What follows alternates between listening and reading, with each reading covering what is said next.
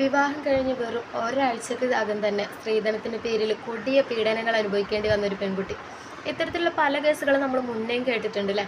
അതിൽ നമുക്ക് ഏറ്റവും കൂടുതൽ മറക്കാൻ പറ്റാത്തൊരു കേസ് അല്ലെങ്കിൽ ആ ഒരു പേര് എന്ന് പറയുന്നത് തീർച്ചയായിട്ടും അത് വിസ്മയുടെ പേരാണ്.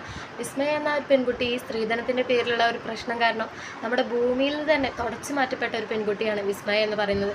ആ ഒരു കേസിന് ശേഷം ഒരുപാട് ആളുകൾ പറയുന്ന ഒരു കാര്യമാണ്, ഇനി കുറേ ആളുകൾക്ക് ബുദ്ധി വെച്ചിട്ടുണ്ടാവും, ഇങ്ങനെ സ്ത്രീധനത്തിൻ്റെ പേരുകളിലുള്ള പ്രശ്നങ്ങളൊന്നും വരില്ല, കുറേ ആളുകളൊക്കെ മാറി ചിന്തിക്കാൻ തുടങ്ങിയിട്ടുണ്ടെന്ന്. കുറേ ആളുകളൊക്കെ മാറി ചിന്തിക്കാൻ തുടങ്ങിയിട്ടുണ്ടെങ്കിൽ പോലും കുറേ ആൾ ഇപ്പോഴും ആ ഒരു ചിന്തയിൽ തന്നെ തുടർന്ന് നിൽക്കുന്നുണ്ട് എന്നതാണ് ഏറ്റവും വലിയൊരു സത്യം എന്ന് പറയുന്നത്.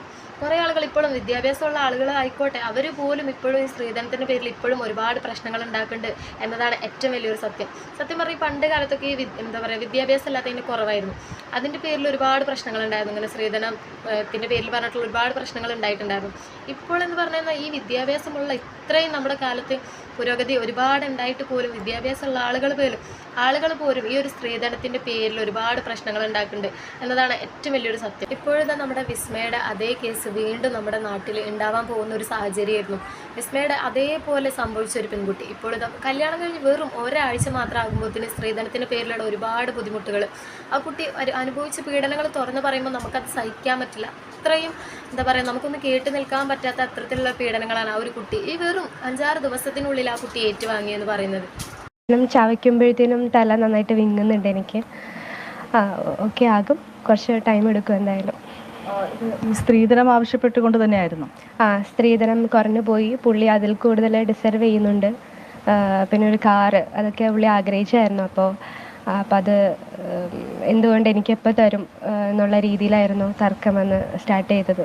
ഈ കല്യാണം കഴിഞ്ഞ് വീട്ടിലെത്തിയ ദിവസം മുതൽ ഇത്തരം പ്രശ്നങ്ങൾ ഉണ്ടായിരുന്നു, അതോ ഈ പറഞ്ഞതുപോലെ ഇവർ വീട്ടിലേക്ക് വന്നപ്പോഴാണോ, അതിൻ്റെ തലേദിവസമാണോ ഈ പ്രശ്നങ്ങളൊക്കെ ആരംഭിക്കുന്നത്? അതായത് മർദ്ദനം എനിക്ക് ഏറ്റത് ഈ എൻ്റെ വീട്ടുകാർ വരുന്നതിൻ്റെ ആ ഒരു വെളുപ്പിനായിരുന്നു. 11-ാം തീയതി ഒരു മണിക്ക് ശേഷമാണ് ഞങ്ങളൊരു ഫംഗ്ഷൻ അറ്റൻഡ് ചെയ്ത് അത് കഴിഞ്ഞ് ബീച്ചിൽ പോയായിരുന്നു.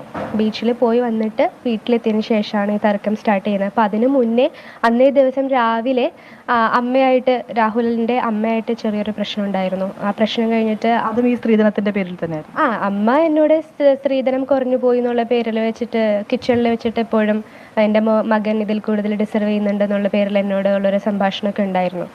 അപ്പോൾ അന്ന് രാവിലെ അമ്മയും മകനും ചേർന്ന് ഡോറ് ലോക്ക് ചെയ്തിട്ട് അതിൻ്റെ ഉള്ളിൽ എന്തൊക്കെയോ സംസാരിച്ചു. അപ്പോൾ ഞാൻ അത് കഴിഞ്ഞ് വന്നിട്ട് രാഹുലിനോട് ചോദിച്ചു, എന്താ അമ്മ പറഞ്ഞത്? അപ്പോൾ നീ അത് തൽക്കാലത്തേക്ക് നീ അത് അറിയണ്ട എന്നുള്ള രീതിയിലാണ് രാഹുൽ എന്നോട് പറഞ്ഞത്. അപ്പോൾ അതൊക്കെ കഴിഞ്ഞ് രാത്രി നമ്മൾ അവിടെ തൊട്ടടുത്തുള്ളൊരു മാരേജ് ഫംഗ്ഷൻ ഉണ്ടായിരുന്നു, അത് ആ ഒരു പ്രശ്നത്തിന് ശേഷം ഇപ്പോഴും ആ ഒരു കുട്ടി ഓക്കെ ആയിട്ടില്ല. മാനസികമായിട്ടും ശാരീരികമായിട്ടും ഒരുപാട് ബുദ്ധിമുട്ടുകൾ ഇപ്പോഴും ആ ഒരു കുട്ടി അനുഭവിച്ചുകൊണ്ടിരിക്കുകയാണ്. മറ്റൊരു വിസ്മയ ആവേണ്ടിയതായിരുന്നു. മറ്റേ ആരുടെയൊക്കെ എന്താ പറയുക ഭാഗ്യം കൊണ്ടോ അല്ലെങ്കിൽ ആ ഒരു കുട്ടിയുടെ ഭാഗ്യം കൊണ്ടോ ആ കുട്ടിയുടെ മാതാപിതാക്കളുടെ ഭാഗ്യം കൊണ്ടോ ആ ഒരു കുട്ടി രക്ഷപ്പെട്ടു. അല്ലെങ്കിൽ ഇതൊക്കെ അനുഭവിച്ചിട്ട് ആരോടും തുറന്ന് പറയാതെ ഇങ്ങനെ ജീവിച്ചുകൊണ്ട് പോവുകയാണെന്നുണ്ടെങ്കിൽ തീർച്ചയായിട്ടും ആ ഒരു കുട്ടിക്ക് വിസ്മയുടെ അതേ അനുഭവം തന്നെയാണ് നാളെയും ഉണ്ടാവുക. എന്തൊക്കെയോ ഭാഗ്യം കൊണ്ട് ആ ഒരു കുട്ടി രക്ഷപ്പെട്ട് എന്ന് തന്നെ വേണം പറയാൻ. ആ കുട്ടി പറയുന്നത് കേൾക്കുമ്പോൾ തന്നെ നമുക്ക് ഒരുപാട് സങ്കടമാകും അല്ലേ, ഒരുപാട് സങ്കടം നമുക്ക് വരും. കാരണം ഇങ്ങനെയൊക്കെ ഇടിക്കുക എന്ന് പറഞ്ഞാൽ അവരുടെ അച്ഛന് പറയുന്ന ഒരു കാര്യമുണ്ട്, എൻ്റെ മോളാണത് എന്ന് എനിക്ക് കണ്ടിട്ട് മനസ്സിലായില്ല എന്ന്. അപ്പം അത്രയും തരത്തിലുള്ള പീഡനങ്ങൾ ആ കുട്ടി ഏറ്റുവാങ്ങിയിട്ടുണ്ട് എന്നതാണ് സത്യം. മുഖമൊക്കെ ആകെ വീങ്ങിയിട്ട് നമുക്ക് കണ്ടാൽ മനസ്സിലാക്കാൻ പറ്റാത്തൊരു രൂപത്തിലായിരുന്നു ആ കുട്ടിയുടെ ഫേസ് എന്ന് പറയുന്നത്. അപ്പം അച്ഛന് വരെ എൻ്റെ മകളാണ് എന്ന് സംശയം തോന്നിയിട്ടുണ്ടെങ്കിൽ അത്രയും ഉപദ്രവിച്ചിട്ട് ആ കുട്ടിയുടെ മുഖത്തിൻ്റെ ഷേപ്പ് വരെ മാറ്റിയെടുത്തിട്ട് അടിച്ചിട്ട് എന്താ പറയുക, നമ്മുടെ ഈ കൈ വെച്ചിട്ട് ഇങ്ങനെ അടിച്ചടിച്ച് ഇവിടെയൊക്കെ വലിയ മുഴകളായിരുന്നു എന്ന് പറയാം. ഇതൊക്കെ പോട്ടെ, ലാസ്റ്റ് ആ ചാർജറിൻ്റെ കേബിൾ കൊണ്ട് കയറിലിട്ടിട്ട് മുറുക്കുക എന്ന് പറഞ്ഞാൽ അത് ശരിക്കും പറഞ്ഞാൽ ഒരു എന്താ പറയുക, കൊല്ലാൻ വേണ്ടിയിട്ടുള്ള ഒരു ശ്രമം തന്നെയാണ് അല്ലേ. അപ്പോൾ ആ ഒരു കുട്ടിയുടെ ഭാഗ്യം കൊണ്ടാണ് ആ ഒരു കുട്ടി രക്ഷപ്പെട്ടത് എന്ന് പറയുക, അല്ലെങ്കിൽ ആ ഒരു മാതാപിതാക്കളുടെ ഭാഗ്യം കൊണ്ട് തന്നെയാണ് ആ ഒരു കുട്ടി ഇന്ന് ഒരു ഭൂമിയിൽ ജീവിച്ചിരിക്കുന്നത്.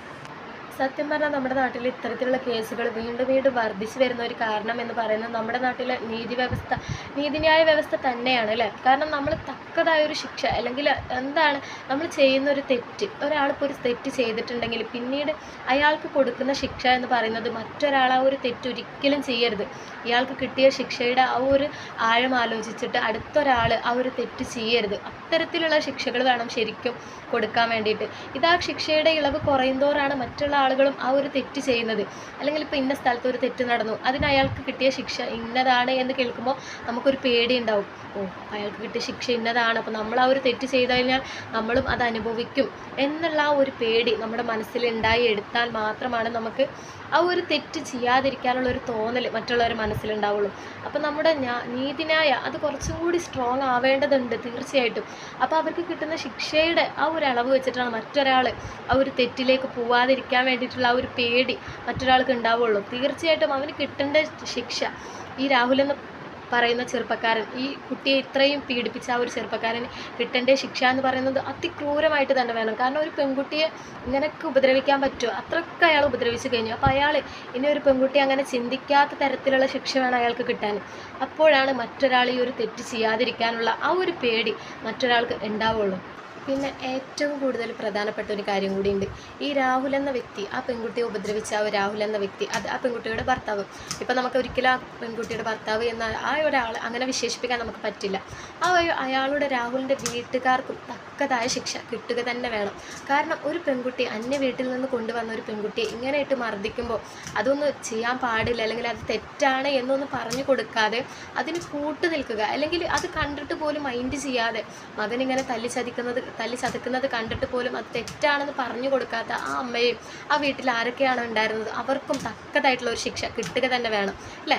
നമ്മൾ എന്ത് തെറ്റ് ചെയ്യുന്നോ അതുപോലെ തന്നെയാണ് കുറ്റമാണ് തെറ്റിന് കൂട്ടു നിൽക്കുക എന്ന് പറയുന്നത് അല്ലേ. എത്രയായാലും അവരുടെ മകളാണ് മറ്റൊരു വീട്ടിൽ പോയിട്ട് ഇങ്ങനെ ഒരു സംഭവം നടക്കുന്നതെന്നുണ്ടെങ്കിൽ ആ ഒരു അമ്മയ്ക്ക് എത്രത്തോണ്ട് വിഷമമാവും. അപ്പോൾ മറ്റൊരു ഒരാളുടെ മകളെ ഇങ്ങനെ ഇട്ടിട്ട് ഉപദ്രവിക്കുന്ന കാണുമ്പോൾ നമ്മളൊന്ന് പറഞ്ഞ് മനസ്സിലാക്കി കൊടുക്കേണ്ട ആ ഒരു ബാധ്യത, നമ്മളെ മക്കൾ ചെയ്യുന്ന തെറ്റ് അത് മോനെ അങ്ങനെ ചെയ്യല്ലേ എന്ന് പറഞ്ഞ് മനസ്സിലാക്കി കൊടുക്കേണ്ട ബാധ്യത തീർച്ചയായിട്ടും ആ അമ്മയ്ക്കുണ്ട്. അപ്പോൾ ഈ മകന് കിട്ടുന്ന അതേ ശിക്ഷ തന്നെ ഈ അമ്മയ്ക്കും കിട്ടണം. കാരണം തെറ്റ് ചെയ്യുന്നത് പോലെ തന്നെ അത്രയും കുറ്റമായിട്ടുള്ള കാര്യമാണ് തെറ്റിന് കൂട്ടു നിൽക്കുക എന്ന് പറയുന്നത്. അപ്പോൾ ഈ മകൻ എന്ത് അനുഭവിക്കുന്നോ അല്ലെങ്കിൽ ഈ മകൻ എന്ത് ചെയ്ത് കാട്ടിക്കൂട്ടിയോ അതിലുള്ള ഒരു പങ്ക് ഈ അമ്മക്കുണ്ട്. അപ്പോൾ അവർക്കും തീർച്ചയായിട്ടും അതിന് തക്കതായിട്ടുള്ള ഒരു ശിക്ഷ കിട്ടുക തന്നെ വേണം.